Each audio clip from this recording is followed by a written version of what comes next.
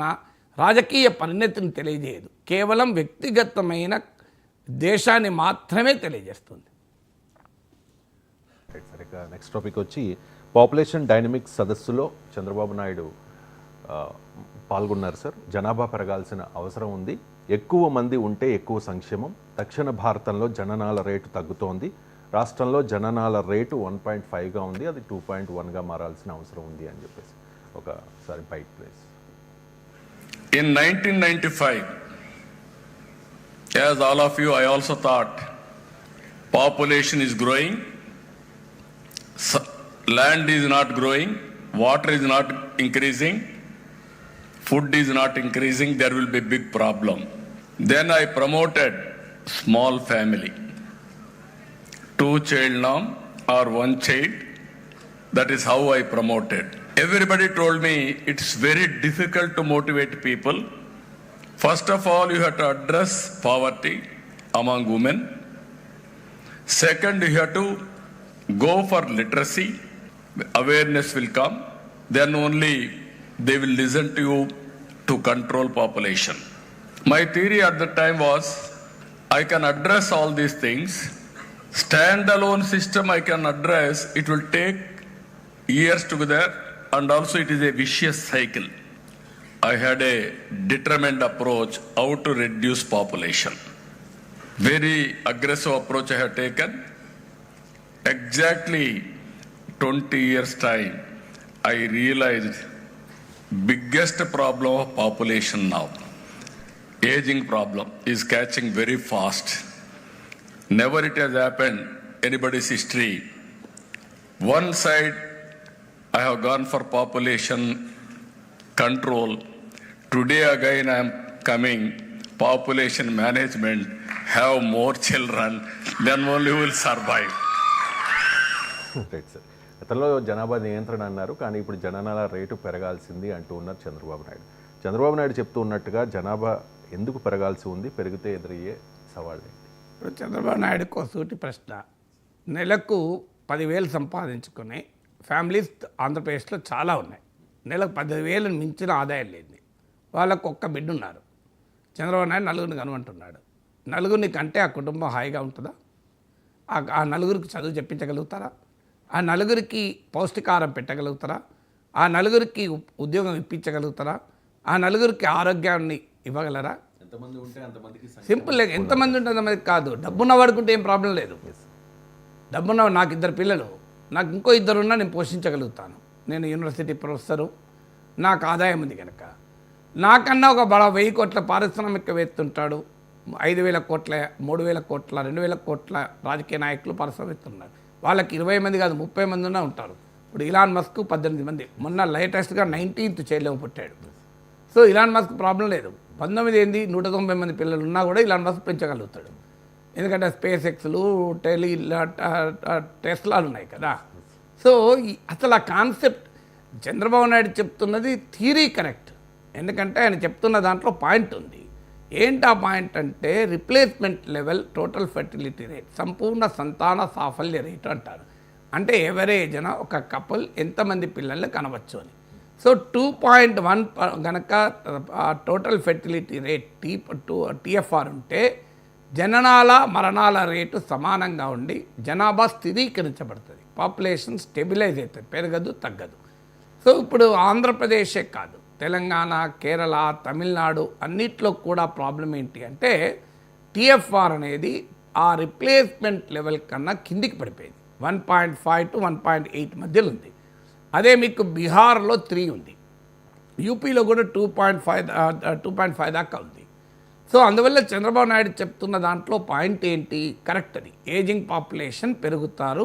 ఎందుకంటే TFR replacement level కన్నా పడిపోవడం వల్ల పనిచేసే వారి వయస్సు తగ్గి డిపెండెంట్ పాపులేషన్ పెరుగుతుంది, అంటే వృద్ధుల సంఖ్య పెరుగుతుందని.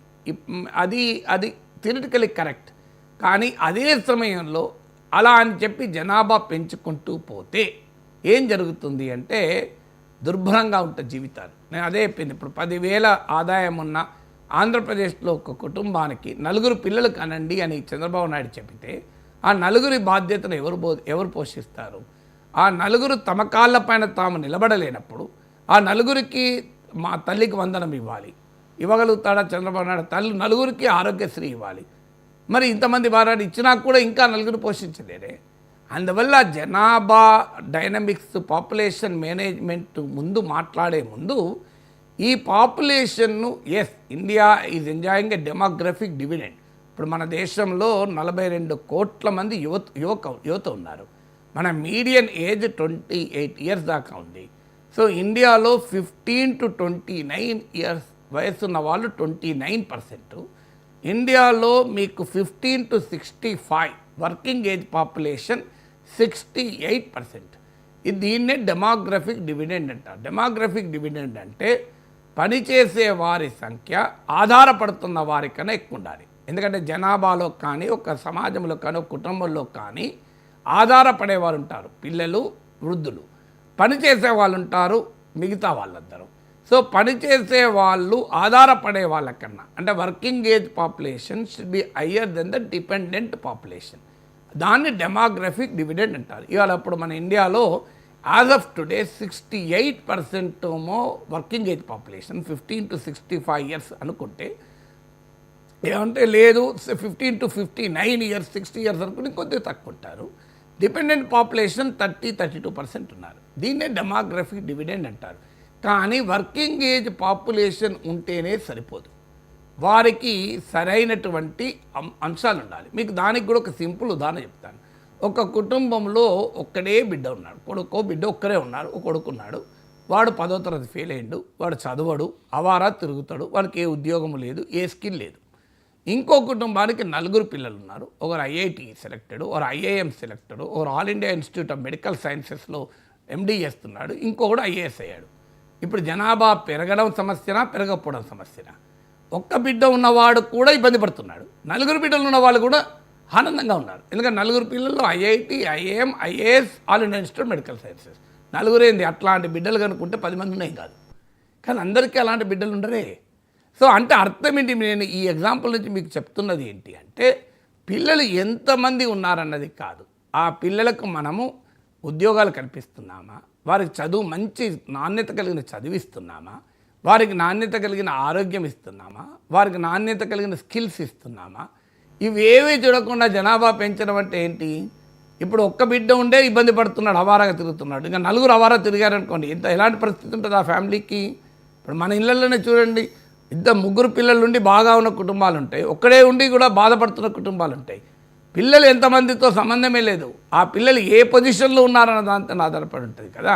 ఇలా నాకు 2 పిల్లలు, ఓ కొడుకు ఎంఎస్ చేసి అమెరికాలో గూగుల్లో వాడు సీనియర్ టెక్నికల్ మేనేజర్గా ఉన్నాడు, ఇంకో బిడ్డ బిర్లా ఇన్స్టిట్యూట్ టెక్నాలజీ ఆఫ్ సైన్సెస్లో చదివి ఇప్పుడు ఒక టాప్ కంపెనీలో గుర్గాంలో పనిచేస్తోంది. సో దానికి $2 లక్షల శాలరీ ఉంది. నా కొడుకు $2 లక్షల శాలరీ ఉంది. సో నా హాయిగా ఉన్నాను, నాకు 2 పిల్లలు ఉండడం. ఉదాహరణకి 2 పిల్లలు చదువుకోలేదు అనుకో, నా పరిస్థితి ఏంటి? ప్రొఫెసర్గా రిటైర్ అయ్యాను, 2 పిల్లలు చదువుకోలేదంటే నేను తలకాయ పట్టుకొని ఉండాల్సిందే, నా లైఫే. వాళ్ళు 2 పిల్లలు బ్రహ్మాండంగా చదువుకున్నారు, బ్రహ్మాండంగా ఉద్యోగాలు చేస్తున్నారు. నాకు వచ్చిన కోడలు కూడా ఎంటెక్ చేశారు, బిట్స్ పిలానే నుంచి మీకు గీతం నుంచి బీటెక్ చేశారు, ఆమె టాప్ గోల్డ్ మెడలిస్టు. సో నాకెంత హాయిగా ఉంది నా జీవితం, కొడుకు, కోడలు, బిడ్డ. సో ఇలాగే ఇంకా రేపు వచ్చే అల్లుడు కూడా బాగా చదువుకున్న వాడే వస్తాడు. సో నా ఫ్యామిలీ బ్రహ్మాండంగా ఉంది. వీళ్ళు ఎవరు చదువుకోలేదు, నా పరిస్థితి ఏంటి? అందువల్ల ఆ బేసిక్ పాయింట్ ఎందుకు నేను ఉదాహరణగా చెప్తున్నానంటే, ఫండమెంటల్ ప్రిన్సిపల్ ఎక్కడ, మన పిల్లలు ఎంతమంది ఉన్నారని కాదు, పిల్లలు ఏ కండిషన్లో ఉన్నారన్నది పాయింట్. అది మర్చిపోయి పిల్లలు కానండి అని ముఖ్యమంత్రి చెప్తే, పేదవాళ్ళు 4 పిల్లలు కంటే వాళ్ళ పరిస్థితి ఏంటండి? వాళ్ళ ఎకానమీని ఎవరు చూడాలి? అందుకే మీరు ముందు కల్పించండి ఎడ్యుకేషన్, స్కిల్స్ కల్పించామా? మన దేశంలో నీకు coating periodic labour force survey PLFS ప్రకారము, ఇది భారత ప్రభుత్వ సర్వే, ఇండియాలో ఫార్మల్ స్కిల్లింగ్ అంటే ఒక ఇన్స్టిట్యూషన్లో వెళ్ళి నైపుణ్యం నేర్చుకున్న వాళ్ళు హార్డ్లీ 4%. ఇదే మీకు అమెరికాలో 52%, ఇదే చైనాలో 80%, సౌత్ కొరియాలో 96%. అందుకే సౌత్ కొరియాలో ఒక శాంసంగ్ సృష్టించబడ్డది, చైనాలో ఒక డీప్సీక్ వచ్చింది, అమెరికాలో ఒక గూగుళ్ళు, మైక్రోసాఫ్ట్లు, మెటాలు వచ్చాయి, యాపిల్ వచ్చాయి. సో మొదలు మనం స్కిల్ నేర్పాలి. మన మన మన బిడ్డలకు మన నైపుణ్యాన్ని ఇవ్వగలుగుతున్నాం. ఇవాళ స్వాతంత్రోద్యమ కాలంలో డిమాండ్ 6% ఆఫ్ జీడిపి ఎడ్యుకేషన్ పైన ఖర్చు పెట్టాలని కొఠారీ కమిషన్ 70 ఏళ్ల కింద చెప్పింది. ఇవాళకి ఇండియాలో ఎడ్యుకేషన్ పైన ఖర్చు పెడుతున్నది 2.9%. అందులో యాన్యువల్ స్టేటస్ ఆఫ్ ఎడ్యుకేషన్ అసర్ నివేదిక చెప్తున్నది లెర్నింగ్ అవుట్కమ్ చాలా పూర్. 8వ తరగతి చదువుతున్న 7వ తరగతి చదువుతున్న బిడ్డ 3వ తరగతి బిడ్డ చదివే రీడింగ్ రైటింగ్ అండ్ అరిథమెటిక్ రాదు. ఇది పరిస్థితి మన దేశంలో. సో మరి ఈ ఎడ్యుకేషన్ స్టాండర్డ్ పెంచకపోతే మన పిల్లల కంటే ఉపయోగమా?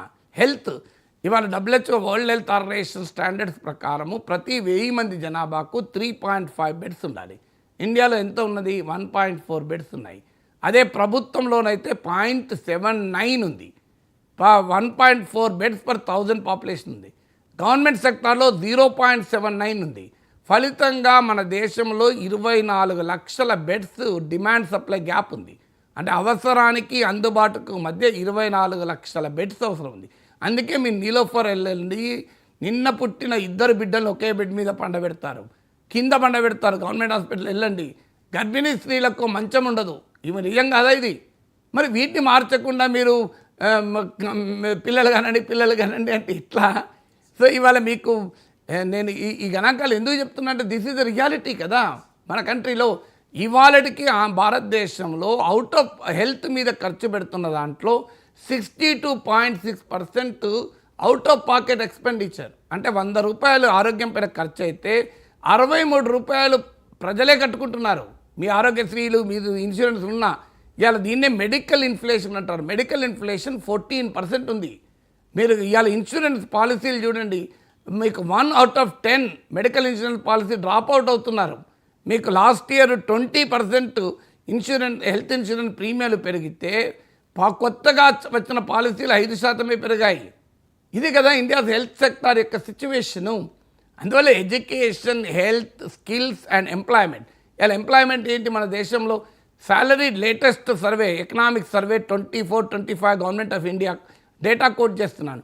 Hardly less than 22% of the Indian work force ఇవాళ కేవలం 22% మంది మాత్రమే సాలరీ జాబ్స్లో ఉన్నారు. సాలరీ అంటే నేను గవర్నమెంట్ జాబ్ అంటలేను. మీలాంటి వాళ్ళు ఇప్పుడు అంటే ప్రతి నెల వేతనము తీసుకునే ఒక స్టేబుల్ ఇన్కమ్ ఉన్న ఎంప్లాయ్మెంట్ ఉన్న వాళ్ళు only 21.8%. I'm quoting economic survey figures. ఇది కాదా? మరి ఇది మార్చకుండా మీరు ఒక క్వాలిటీ డ్యూరబుల్ ఎంప్లాయ్మెంట్ క్రియేట్ చేయకుండా, ఒక హై స్టాండర్డ్స్ ఎడ్యుకేషన్ ఇవ్వకుండా, ఒక మెరుగైన హెల్త్ కేర్ ఇవ్వకుండా, ఒక మంచి స్కిల్లింగ్ ఇవ్వకుండా పిల్లలు కనండి ఇంటికోలండి ఇది. సో పిల్లలు కనాలి కరెక్టే, థియరిటికల్ ఇవి మొదలు చేసి కనాలి. ఇప్పుడు మన ఇంటికి బంధువులు రావాలి, బ్రేక్ఫాస్ట్కి రండి అంటాం, కానీ టిఫిన్కి ఏం రెడీ చేయం. బ్రేక్ఫాస్ట్కి రండి అని ఇంటి పక్క వాళ్ళను ముందటి వాళ్ళను అందరినీ పిలుస్తాం. ఆడ ఏమి టిఫిన్ రెడీ కాదు, పోయి అంటూ కూడా పెట్టరు. ఎట్లుంటుంది పరిస్థితి? మీరు ఇంటి పక్క వాళ్ళను ఇంటి ముందటి వాళ్ళను 10 మందిని బ్రేక్ఫాస్ట్ పిలుస్తారంటే ఇడ్లో వడ దోశనో రెడీ పెట్టండి. అది రెడీ పెట్టి పిలవండి. పిలవడం తప్పు కాదు, అతిథుల్ని పిలవడం చాలా గొప్పది. అతిథి దేవో భవ అందుకే పిలుస్తున్నా, కానీ పొయ్యి అంటూ పెట్టలే. అతిథి దేవో భవే, కానీ పొయ్యి అంటూ పెట్టకపోతే అతిథి వచ్చి వంట వండుకోవాలన్నా? సో మీరు అతిథి దేవో భవ అన్నప్పుడు అతిథులు వచ్చే ముందు నీవు వంటకు సిద్ధపడి, వంట 10 మంది వస్తే 10 మంది కాదు 11 మందికి వంట రెడీ పెట్టి ఆ 10 మంది పిలువండి, అభ్యంతరం లేదు, అతిథి దేవో భవ. కానీ నేను అతిథులు పిలిస్తే ఇంట్లో మాత్రం వంట వండం. ఇప్పుడు మనం కూడా కొంతమంది బంధువులు ఇళ్ళకి పోతే ఉంటారు క్యూరియాసిటీ, భోంచేసేళ్ళండి అంటే ఆడ స్టవ్ మీద కుక్కనే పెట్టరు. అంటే వాళ్ళని చూసి మనకు అర్థమవుతుంది వీళ్ళు ఏదో కాలక్షేపానికి అంటున్నారు, మనం తినాలి. ఓ పొరపాటున ఒకటి తింటా అంటే అప్పుడు వెళ్ళి కుక్కర్ పెడతారు. అంటే మనకు ఇంకా మళ్ళీ 3 గంటలు పడుతుంది. మన ఇళ్ళలో చాలామంది ఇళ్ళల్లో ఈ అనుభవం ఉంటుంది, కుక్కర్ కూడా పెట్టరు, భోంచేసేళ్ళండి అప్పుడే వెళ్తారా భోంచేసేళ్ళండి అంటారు. ఎందుకు? వాళ్ళకు కూడా తెలుసు వీళ్ళు తినడు అని వాడు అని. సో ఇప్పుడు ఏమంటున్నాడు చంద్రబాబు నాయుడు? భోంచేసేళ్ళండి అంటాడు కానీ కుక్కర్ పెట్టలే. సో భోంచేసి ఎట్లా వెళ్తారు కుక్కర్ పెట్టకపోతే? అందువల్ల మొదలు మీరు education, health, skill, employment create చేయండి, తర్వాత పిల్లలు కనమని చెప్పండి, అభ్యంతరం లేదు. ఇది ఇవాల్టి